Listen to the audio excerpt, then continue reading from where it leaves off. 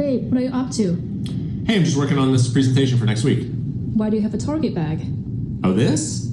This is actually just inspiration for part of the presentation, right? So like, you know that there's obviously a lot of homes that are on the market and it's increasing. Maybe it's not as much here, but in other parts of the country, we're seeing inventories really rise. And then one of the trends we've seen recently is the number of homes that are being delisted, meaning the number of homes that aren't selling, and so they're therefore coming off the market, is at like a 10-year high.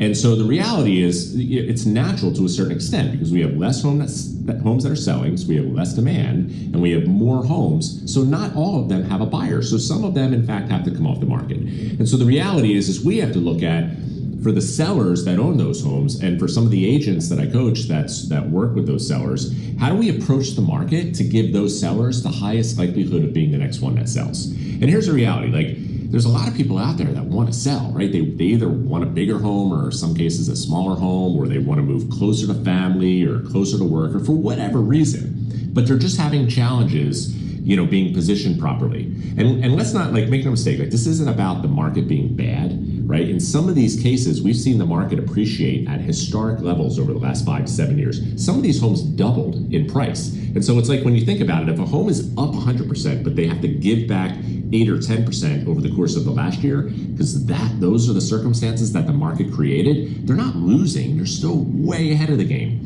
They're still at a value that we never would have projected 5 or 7 or 10 years ago.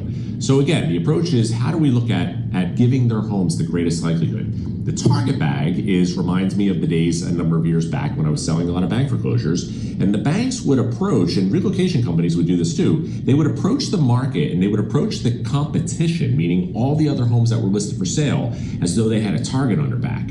When they knew only a certain number of homes were going to sell in the market, they were looking at all those other homes and saying, where do we need to be priced to give ourselves the highest likelihood of being the next one that sells? And that's the way they approach the market. That's the way we also have to approach the market today when we're looking at a particular area where we've got more choices available for the number of buyers that are there. We have to make sure that we are absolutely the best value. Does that make sense?